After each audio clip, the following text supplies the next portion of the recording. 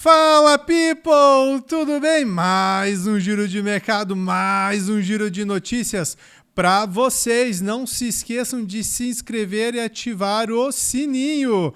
Começamos com Lei da Anistia. Bolsonaro convoca protesto e para que as pessoas vão na Avenida Paulista no domingo. Eles estão convocando esse ato para que as pessoas possam ir lá e fazer pressão também nos deputados para que seja votada a lei da anistia. E é emblemático alguns casos, trago alguns aqui, como o da cabeleireira Débora, que nessa semana passada ela foi autorizada pelo ministro Alexandre de Moraes a cumprir uma pena domiciliar. E porque ela pegou 14 anos por ter escrito na estátua com um batom, perdeu o mané, a frase célebre do ministro, qual que é o ministro mesmo? Eu não vou lembrar o ministro agora, acho que é o Fux, que ele acabou falando num evento em Nova York. E há uma discussão sobre isso, sobre essas penas serem muito altas. A Débora, nesse caso, ela não tem nenhum caso dela depredando ou entrando dentro dos ministérios, depredando algo, ou tacando fogo, ou quebrando algo, mas ela acabou pichando. Claro que existe um crime nisso, não pode, pichar patrimônio público, mas não é o caso para 14 anos e ela não teve a pena abrandada, mas, por outro lado, ela foi autorizada a cumprir pena domiciliar. Há outros casos também, o deputado Nicolas soltou um vídeo comentando sobre alguns desses casos, e um dos casos que é emblemático também é do morador de rua, onde ele foi autorizado a cumprir pena domiciliar com tornozeleira eletrônica, sendo que ele não tem uma residência, pois ele mesmo mora na rua. Então são alguns casos extremos que estão acontecendo. Claro que há pessoas que se excederam nesses protestos, mas, por outro lado, há pessoas que acabaram sofrendo algumas penas muito duras, e a discussão que envolve tudo isso é o caso de discussão, talvez, para ser levado para o Congresso. E a discussão é por causa dessas penas mais duras. Então, essas penas são mais duras de acordo com abolição do Estado de Direito e golpe de Estado. Caso gravíssimo, mas, para o caso ali desses protestos, é algo muito grave, que estão sendo acusadas essas pessoas e estão sendo condenadas. E isso pode abrir um agravante.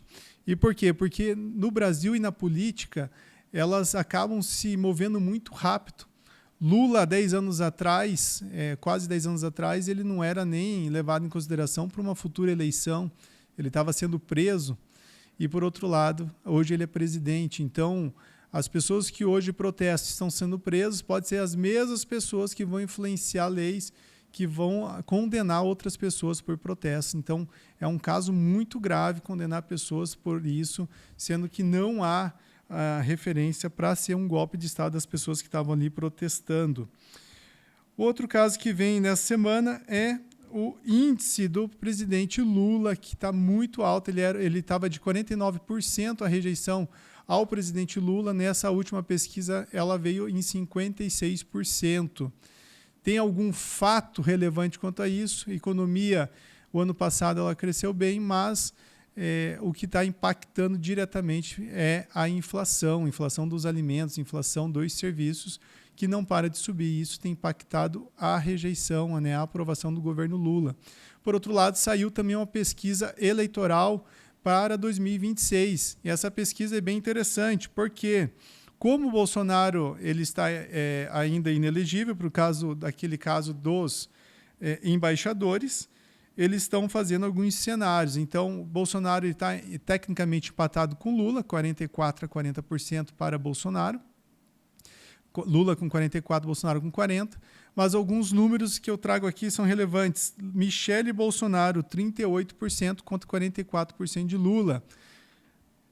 Outro número interessante, Tarcísio de Freitas, 37% contra 44% de Lula. E eu acho que esse que é mais emblemático, porque ele ainda não é tão conhecido do público brasileiro, é o governador do estado do Paraná, Ratinho Júnior, com 35% contra 42% do presidente Lula. É um número muito relevante para um nome que ainda não está muito conhecido do público brasileiro. e é um nome que, se vir referendado, vai vir com muita força, porque vem pelo maior partido hoje, que é o PSD, e que daí vai ter uma grande base eleitoral e pode ser que venha com uma aliança bem expressiva se sair mesmo essa candidatura.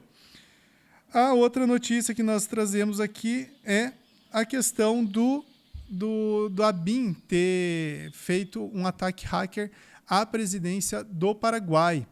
O que aconteceu? A ABIN foi numa investigação pela PF, nessa investigação a ABIN apareceu como que foi feito um ataque hacker. Eles fizeram hackear alguns computadores para investigar um tratado do anexo C. O que é esse tratado, tá?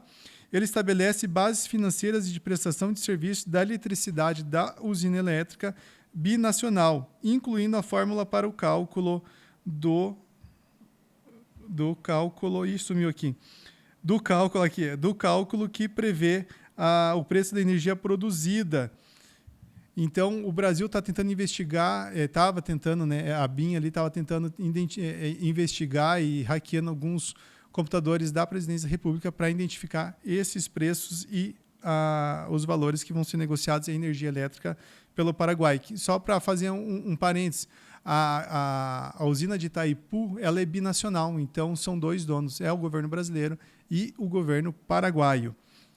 Tarifaço do Trump. Vocês vão ver aqui o Trump com uma relação de países e com os percentuais de tarifa. O Brasil se deu bem nessa, levou 10% ali no lombo, né? Levou 10% de tarifa para os produtos que os Estados Unidos importam aqui do Brasil. Já passou uma lei nessa semana com urgência no Senado e o Brasil provavelmente pode retalhar esse tarifaço, mas pode ser que não seja tão bom, porque o Trump falou que quem tarifar, ele vai dobrar a aposta. Então, tarifou, ele vai dobrar o percentual de tarifa. Então, se o Brasil retalhar em alguns produtos americanos, sai de 10% para 20% na arrancada. Falando de tarifas, nós temos a tarifa da blusinha. O governo do Lula, o governo petista, falava antes da eleição que não teria essa tarifa. Depois teve essa tarifa. A Janja falava que a tarifa seria para as empresas, mas lógico que não seria para as empresas, porque as empresas repassam esse valor que vai ter adicional de impostos e essa tarifa acabou vindo. As tarifas de importações foram colocadas para os estados distribuírem, que antes era 18%, alguns estados subiram para 20%, e de ICMS sobre esses produtos, e também essas tarifas foram incluídas nesses produtos importados para que houvesse um nível de competição igualitário entre as empresas brasileiras.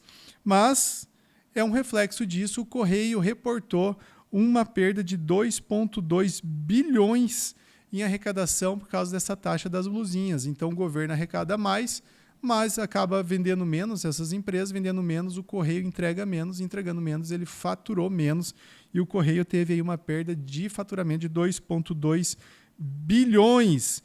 E pegando um gancho sobre Trump, e isso pode acontecer nos Estados Unidos. Há um documentário que fala sobre essas tarifas que foram impostas também na década de 30, logo ali após a Grande Depressão, para que houvesse uma competitividade melhor para as empresas americanas, e isso não foi bom e diminuiu o consumo e, consequentemente, aumentou a inflação nos Estados Unidos na década de 30. Há de se ver também esse desdobramento. Notícia aqui do mercado financeiro, o Carrefour aumentou o percentual que ele oferece para os acionistas para poder fechar fechar a oferta de ações que existe na Bolsa Brasileira.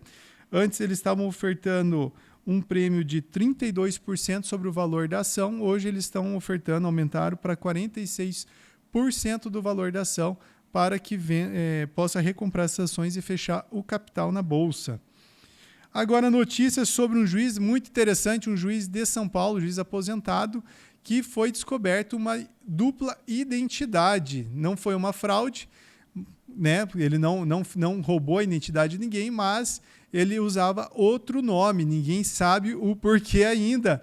Não sei se você já teve a vontade um dia de sumir do mundo, mas ele realmente fez isso. Ele pegou um outro nome e deixou escondido o real nome dele. O real nome dele é José Eduardo Franco dos Reis, enquanto que ele assumiu o nome, criou esse nome de Edward Albert Lancelot Dodge Canterbury Caterham. Ele criou até uma história sobre isso, onde ele era neto de um ex-juiz inglês.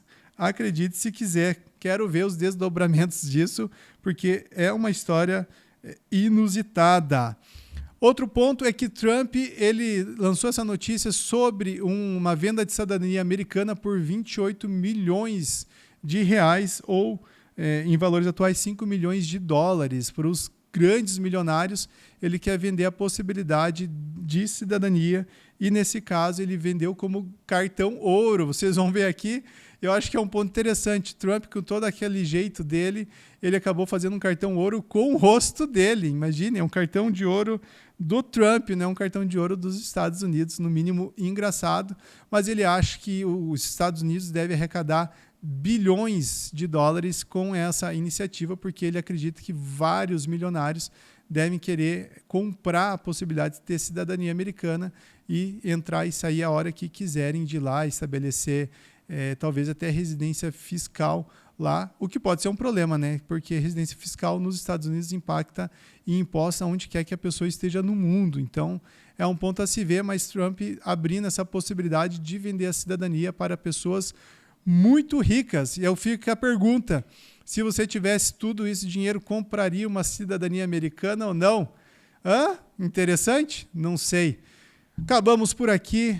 Que vocês tenham um ótimo final de semana, que vocês tenham um ótimo descanso e nos vemos na semana que vem. Bye!